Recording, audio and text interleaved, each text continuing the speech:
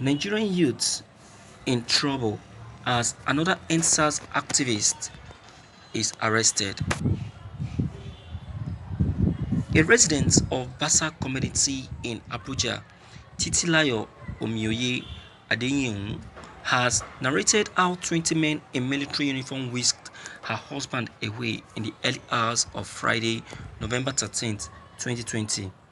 According to the mother of 7-month-old baby, her 30-year-old spouse, Omoleyo Michael Adeyemi, has not been seen or heard from since the incident happened a week ago. Titilayo told reporters in an interview on Friday morning that her husband had participated in the Endsars protest against police brutality last month. Checks by our correspondent also showed that Imoleyo tweeted during and after the demonstrations. His last tweet was at 12:25 a.m. on November 13, 2020. Narrating our audio to our correspondent over the phone, Titilayo said last week Friday around 2:30 a.m. "We were at home and we heard strange voices from the room. We peeped from the window and saw that we were surrounded by men in military uniform. We tried to blow the whistle to alert the neighbors, but we were told not to do that they were there for questioning. So we opened the door for them and they came inside our sitting room. The men in military uniform were outside while the others, who wore black vests and bulletproof shields, came inside. There were about 20 in total. They came into the living room and asked for my husband's phone. The next thing they asked me to go to the room. They also asked my husband's mom to also go into the room. I have a 7-month-old baby and she had come to help me nurse my baby. The two of us were in the room, so I didn't know what they discussed with my husband. I emerged from the room and saw that my husband was dressed up to follow them. I asked so many questions as to where they were taking him and what he had done, but nobody said a word. That was how they took my husband away.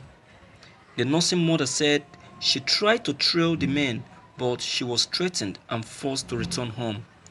I tried to follow them, but they asked me to go back, otherwise they will shoot at me. Since then, I have not seen my husband. He has not called and nobody has called me to tell me about his whereabouts. He was involved in the Endsars protest. He tweeted about it just like every other person who supported the campaign. He also attended the protest physically, she added. Imolayo wife further said that the disappearance of the IT expert has been reported to the Ido police station in the community, which is situated around the Nnamdi Azikiwe International Airport, but the whereabouts of her husband has not been ascertained as of today. But efforts to reach the FCT Commissioner of Police, Bala Siroma, for comment proved abortive. The acting director, Army Public Relations, Colonel Sage Musa, could also not be reached for comment on the incident as repeated calls made to his line range out. Thank you for listening to this news.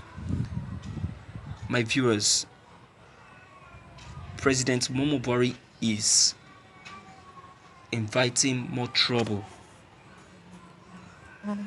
Is inviting more trouble. What do you think that I've said? See, I want to quote what a traditional ruler said some time ago. He said, I can foresee another tough protest coming up. He said, I foresee another tough protest coming up. That this particular protest, that if he saw political leaders, top political leaders, governors, and senators being stoned, He foresee them running helter-skelter, running for their dear lives. And he went on to warn. He said they must be careful for this youth not to come up again. As if that wasn't enough, a prophecy came up through Primate Ayodele on this same issue that was said by this traditional ruler. Primate Ayodele warned President Muhammadu Buhari seriously. He foresee a serious protest coming up. That this particular one, the youth were so angry that they picked up every stones and started stoning at the politicians and political leaders. He said he saw many people in Aso Rock drop dead. He saw this particular protest lead to revolution.